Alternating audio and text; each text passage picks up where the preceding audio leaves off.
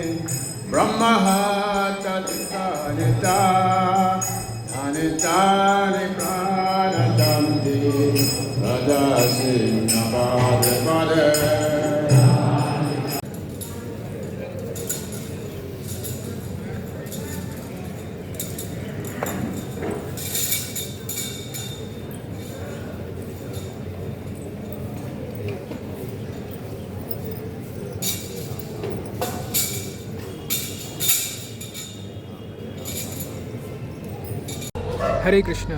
आप दर्शन कर रहे हैं श्री श्री कृष्ण बलराम मंदिर के मेन द्वार के। और सुबह सुबह हम मंगल आरती के लिए थोड़ा लेट हो रहे थे, इसीलिए हम पीछे के द्वार से आए थे। तो ये है इसका मेन द्वार। और यहाँ से बढ़ते हुए अगर आप लेफ़्ट साइड में देखेंगे तो लेफ़्ट तरफ आपको दिखेंगे प्रभुपाद जी, जो कि अभी जिनका द्वार अभी बंद है। तो जैसे ही इनके द्वार खुलेंगे हम प्रभुपाद जी के भी दर्शन आपको कराएंगे। और ये है मंदिर का प्रांगण। और अभी गर्भगृह भी बंद है क्योंकि अभी जपा का सेशन चल रहा है। तो जैसे ही गर्भगृह खुलेगा हम उनके भी दर्शन आपको कराएंगे। हरे कृष्णा।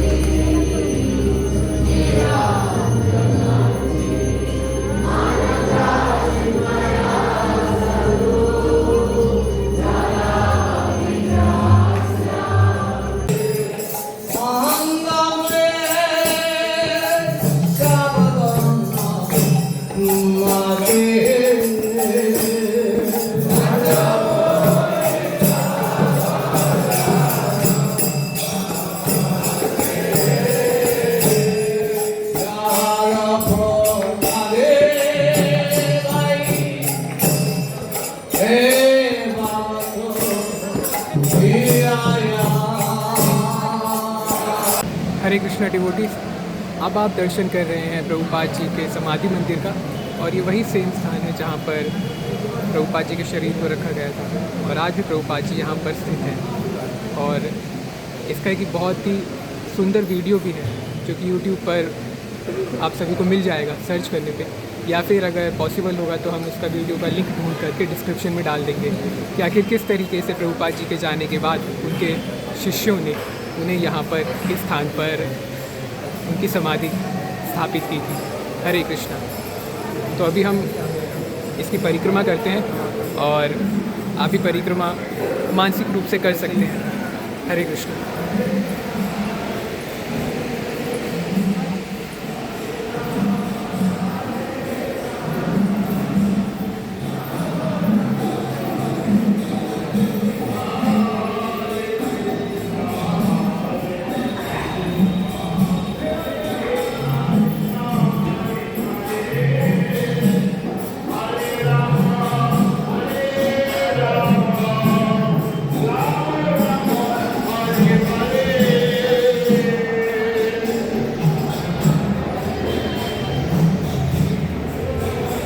तो अब हम निकल कर आ चुके हैं इस्कॉन से बाहर और प्रयास कर रहे हैं कहीं पर हमें प्रसाद मिल जाए। तो एक स्थान हमें पता है जहाँ पर जाकर के हम प्रसाद के बारे में पता करेंगे कि मिलेगा कि नहीं मिलेगा, क्योंकि क्या कर सकते हैं, शरीर साधन खलो धर्म, मतलब शरीर का तो पोषण करना ही पड़ेगा।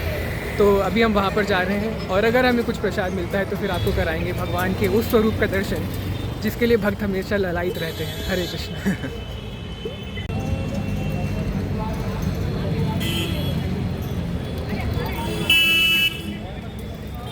तो भगवत कृपा से मिल चुका है हमें प्रसाद, जिसमें है चावल, दाल, सब्ज़ी, या ये सब्ज़ी है, अचार और पूरी। और प्रसाद पाने के बाद हम जाएंगे यहाँ से, निकलेंगे हम मथुरा के लिए। मथुरा में हम करेंगे रावल के दर्शन और वहाँ से कृष्ण जन्मभूमि के दर्शन करेंगे, और फिर उसके बाद हम वहाँ से जाएंगे गोकुल में, जहाँ पर हम करेंगे बंदियानंदी के दर्शन। और जो कि मुझे नहीं लगता कि आश्रम में कोई भी भक्त गया होगा, तो ये हमारा सबसे पहला बहुत ही बड़ा अपॉर्चुनिटी है कि सबसे पहले हम जाकर के बंदियानंदी में दर्शन करें, और फिर हम गोकुल के आसपास काफ़ी और भी जो लीला स्थलियाँ हैं उनके भी दर्शन करेंगे और आपको भी करवाएंगे। और जहाँ पर कैमरा अलाउड नहीं है वहाँ पर बाहर से बनाएंगे, वहाँ पर हम बाहर से बनाएंगे। हरे कृष्णा। हरे कृष्णा।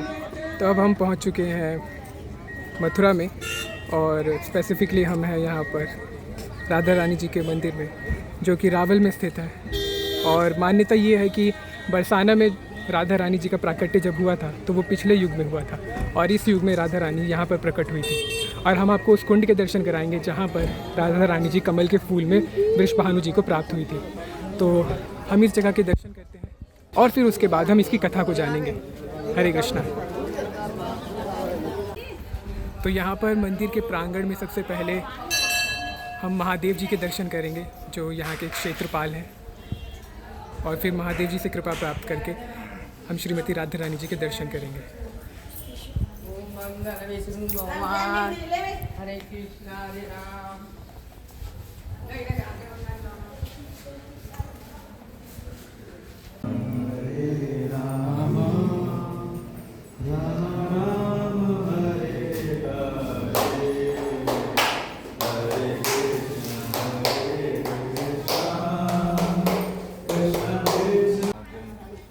अब हम दर्शन करने जा रहे हैं श्रीमती राधा रानी जी के। तो यहाँ पर अभी कंस्ट्रक्शन चालू है और आपको लेकर के चलते हैं श्रीमती राधा रानी जी के दर्शन कराने के लिए।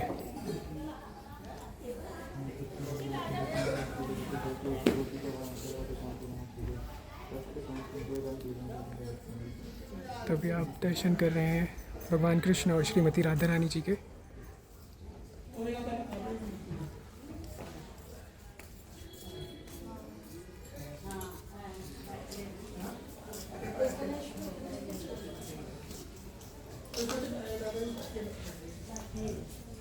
हरे कृष्णा। तो आपने दर्शन किए उस स्थान के जहाँ पर श्रीमती राधा रानी प्रकट हुई थी, और कहा जाता है कि जब वृषभानु जी ने उन्हें देखा था तो वो उन्हें देखते ही रह गए थे, और फिर वहाँ पे ब्रह्मा जी प्रकट हुए और ब्रह्मा जी ने उन्हें राधा रानी जी की महिमा के बारे में बताया कि किस तरीके से भगवान श्री कृष्ण की वो अलादनी शक्ति है और उन्हें ये आदेश दिया कि वो जा कर के अपने घर में उन्हें ले कर के जाएँ और उनकी सेवा करें।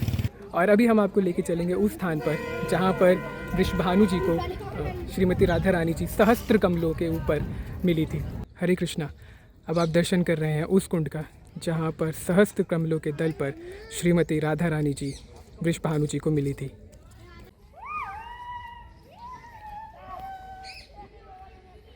और अब हम जा रहे हैं रमन रेती पर, जो कि बहुत ही ज़्यादा फेमस है भगवान और भगवान के भक्तों के बीच, और जिसके बारे में हमें बताने की ज़रूरत नहीं है, लेकिन फिर भी हम उस स्थान पर चल करके आपको उस स्थान के इतिहास के बारे में बताएंगे। रावल के दर्शन करने के बाद हम पहुँचे रमन रेती, और रमन का अर्थ होता है खेलना और रेती का अर्थ होता है बालू, यानी वो स्थान जहाँ पर भगवान श्री कृष्ण अपने ग्वाल सखाओं के साथ खेला करते थे। तो आइए करते हैं दर्शन इस स्थान के।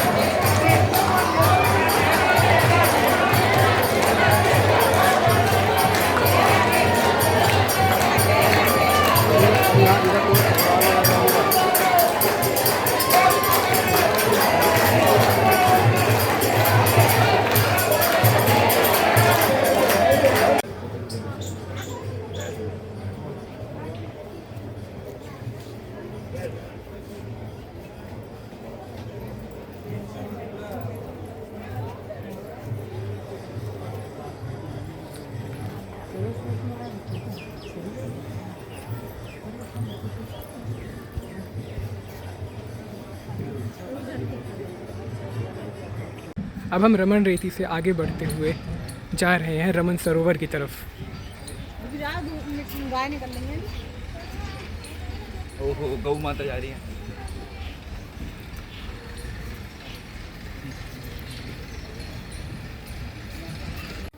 ये रमन सरोवर वो स्थान है जहाँ पर भगवान गायों को पानी पिलाने के लिए आया करते थे।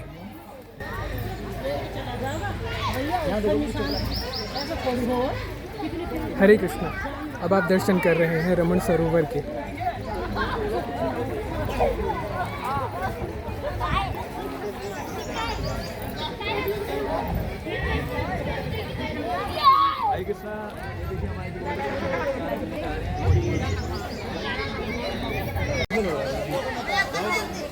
विशाल जी फोटो ठीक से पूरी माला करके दिखना चाहिए। माला करके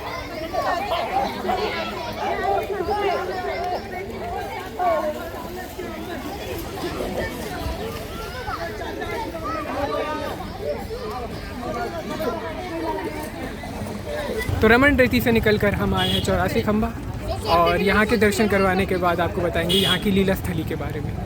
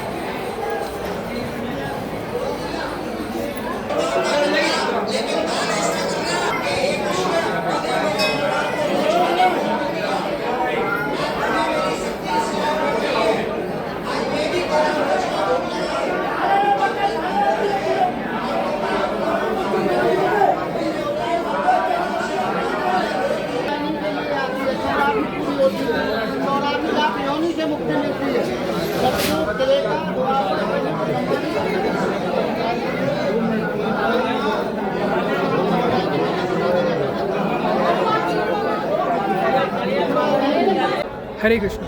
तो आपने अभी दर्शन के 84 खंबा के, और कहा जाता है कि विश्वकर्मा जी ने ये कंस्ट्रक्शन नंद महाराज जी को गिफ्ट किया था, और इसी स्थान पर नंद महाराज जी आगे की मीटिंग्स किया करते थे। और ये वही स्थान है जहाँ पर नंद उत्सव के दौरान, यानी जब भगवान श्री कृष्ण प्रकट हुए थे, तो इसी स्थान पर नंद महाराज जी ने 1 लाख गायों को दान किया था। और साथ ही साथ कहा जाता है कि यहाँ पर एक वट वृक्ष भी है जो कि कल्पतरु से अभिन्न माना जाता है।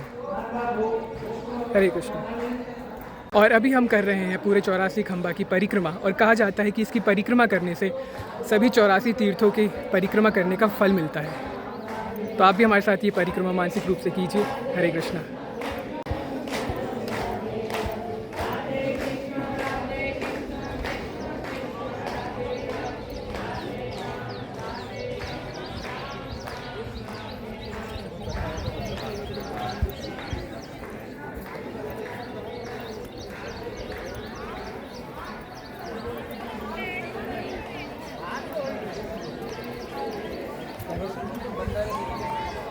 और फिर उसके बाद हम पहुँचे उस स्थान पर जहाँ पर माता यशोदा ने भगवान श्री कृष्ण को ऊखल से बांधा था।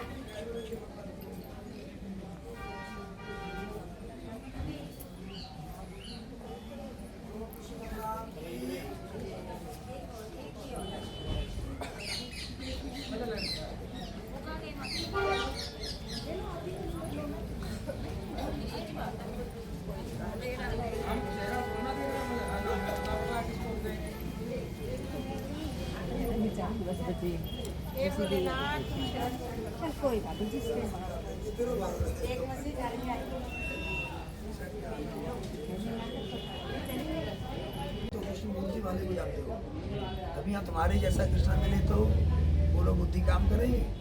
तुम तो ढंग से खड़े भी नहीं हो पा रहे, तुम इससे हाथ जोड़ो ऐसे, साड़ी माथे पे रख। केंद्रम गोकुल, जो प्राणनाथ कृष्ण यहाँ रहता है, जो कभी गोकुल नहीं छोड़ता है। ये देखो केंद्रम गोकुल, ये उखल बंधन, ये चरण वृंदावन गोकुल स्टार्टिंग यहाँ से हुआ है। और तुम लोग कहाँ से स्टार्टिंग कर रहे हो बुद्धू? हरे कृष्णा। आज हम स्थान है गोकुल में। कौन से स्थान पे हैं हम? गोकुल में। गोकुल में हम एक स्थान और है, यहाँ पे क्या नाम है, उखल बंधन की लीला हुई थी, जहाँ पे क्या नाम भगवान कृष्ण को उखल से बांधा गया था। और यहीं पे पास में ही जो पेड़ था वो गिरा था। कम से कम ये 7 किलोमीटर के एरिया के अंदर ये पूरा महल क्या था, उसका एक सेंटर पॉइंट ये भी था। हरे कृष्णा।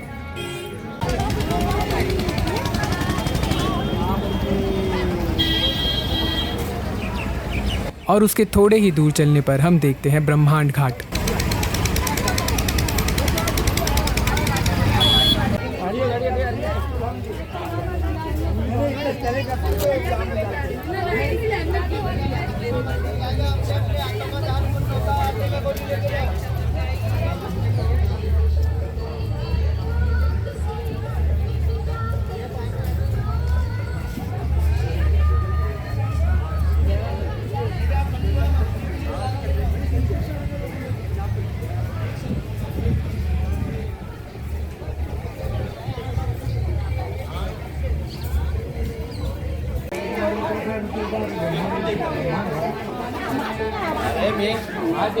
वहाँ बैठा थे।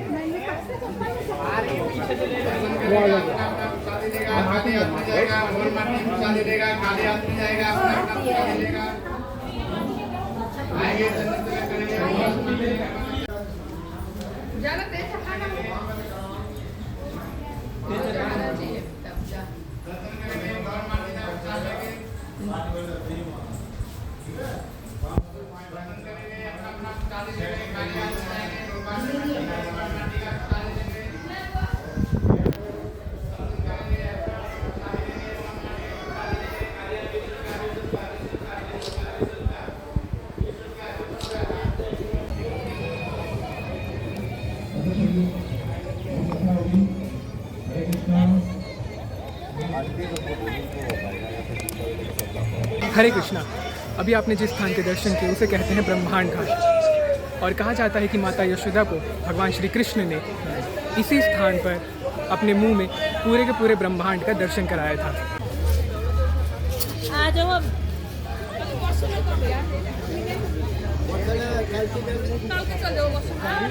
और ब्रह्मांड घाट से निकलकर हम आ चुके हैं चिंताहरण महादेव पर।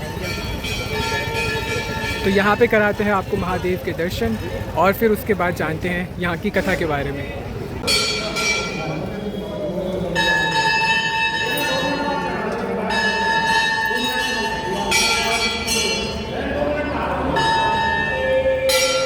हरे कृष्णा।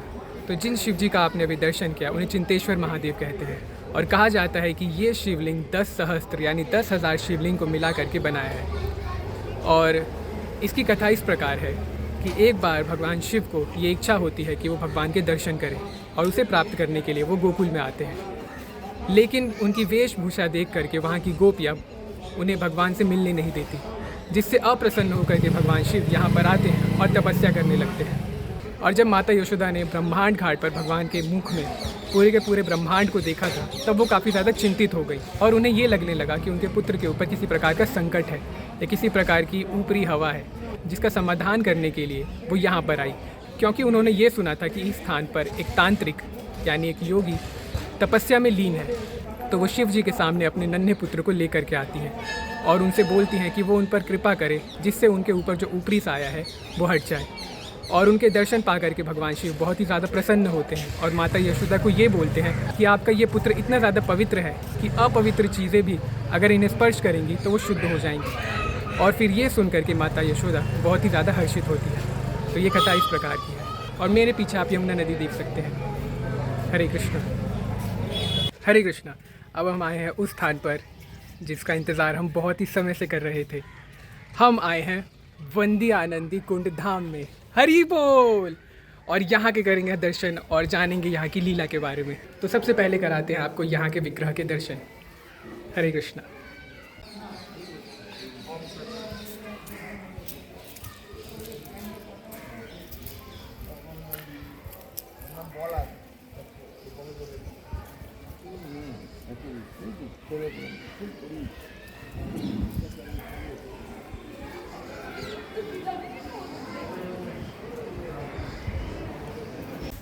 तो आप दर्शन कर रहे हैं इस समय माता आनंदी के।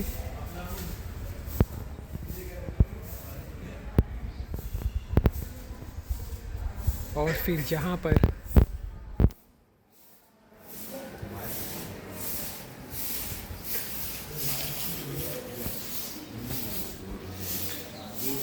आप दर्शन कर रहे हैं माता वंदी के।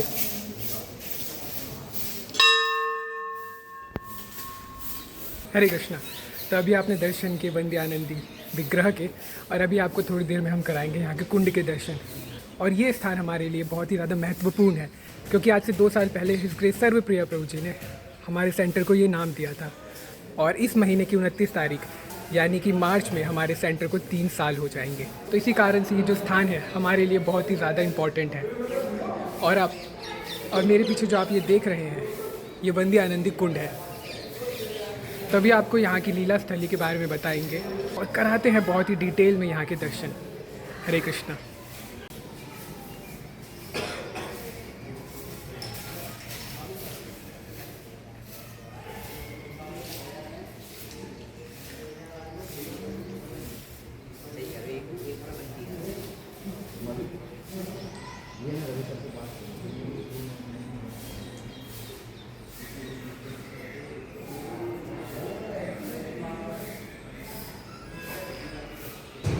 हरे कृष्णा। अब आप दर्शन कर रहे हैं यहाँ के कुंड के और जिन विग्रहों के दर्शन अभी आपने किए, कहा जाता है कि उन विग्रहों को स्वयं वज्रनाभ जी ने बनवाया है।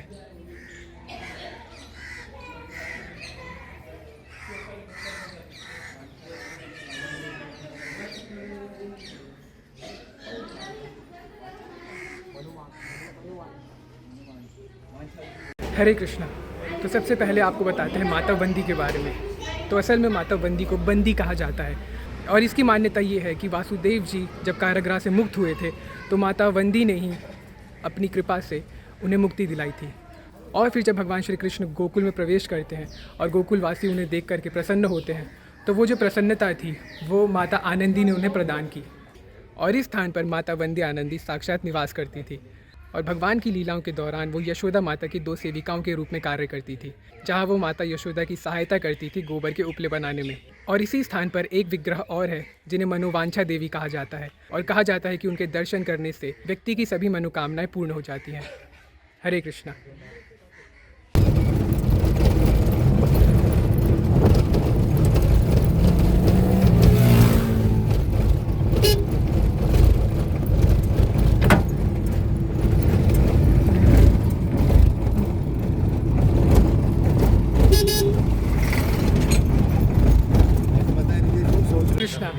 हमारे सभी दर्शन करके वापस वृंदावन आ चुके हैं और अब हम जा रहे हैं होटल और वहाँ पे थोड़ा सा रेस्ट करने के बाद देखते हैं कि कहाँ जाएंगे। तो ये रही हमारी यूथ मंडली। तो एक एक करके हम सबका रिव्यू जानेंगे कि उन्हें आज का यात्रा कैसा लगा। तो सबसे पहले हमारे विशाल प्रभु जी जो बुक्स की सेवा संभालते हैं और बहुत ही विशाल सेवाएं करते हैं। तो आपको कैसा लगा प्रभु जी? आके बहुत अच्छा लगा प्रभु जी। नई नई जगह पे नई नई स्थली देखी। आज हमें पता लगा कि वंदे आनंदी कुंड धाम का एक्चुअल मंदिर कहाँ पे है, वहाँ पे दर्शन करें। और काफ़ी जगह थी ब्रज में, नंदगांव में काफ़ी जगह घूमे।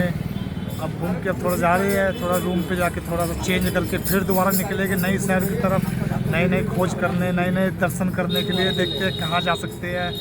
हरे कृष्णा। अरे तो अब इंट्रोड्यूस करते हैं आपको प्रांजल प्रभु जी से, हमारे सप्त छोटे ऋषियों में से एक। बोलिए। तो काफ़ी अच्छा था। काफ़ी मेरे लिए एक नया एक्सपीरियंस था कि कहीं जैसे वंदे आनंदी या फिर बहुत सारे खंबा, 84 खंबा, ये सारे मेरे लिए बिल्कुल नए था, मतलब जिनका मैंने नाम भी नहीं सुना था कभी और कभी देखने तो दूर की बात। तो काफ़ी मेरे लिए नया था यहाँ पे, कुछ बिल्कुल ओपन माइंड के साथ गया और मेरे को काफ़ी मज़ा आया। अब है हमारे रोहित प्रभु जी, हमारे सेंटर के सबसे प्राचीन भक्त, जो कि सेंटर खुलते ही प्रकट हो गए थे। जैसे ही सेंटर का शटर खुला वैसे ही रोहित प्रभु जी सेंटर के अंदर सेवा करने के लिए उपस्थित थे। तो रोहित प्रभु जी बताना चाहेंगे। हरे कृष्णा। हरे कृष्णा। सारे डिवोटीज़ को सबको मेरा दंडवत प्रणाम। हम लोग परसों आ गए थे, हमने कुछ ज़्यादा ही लीला स्थली कवर करी है। हम ऐसे ऐसे जगह गए हैं कि प्रणाम कर सकते हैं, लेकिन हम आज जो स्पेशल हमारा जो गोल था, टारगेट था, वंदे आनंदी कुंड धाम की जय, हमारा वहाँ जाने का प्रोग्राम था सबसे अच्छा। और हमने आज दर्शन करे हमारी कर्म भूमि को, कि हमारी कर्म भूमि और हमारी कुल देवी कैसी दिखती है, वंदे आनंदी। हमने दोनों को प्रणाम किया। हरे कृष्णा। अब हम आ चुके हैं हमारे रूम पर और थोड़ा सा रेस्ट करने के बाद यहाँ से हम देखते हैं कि आगे कहाँ जाएंगे।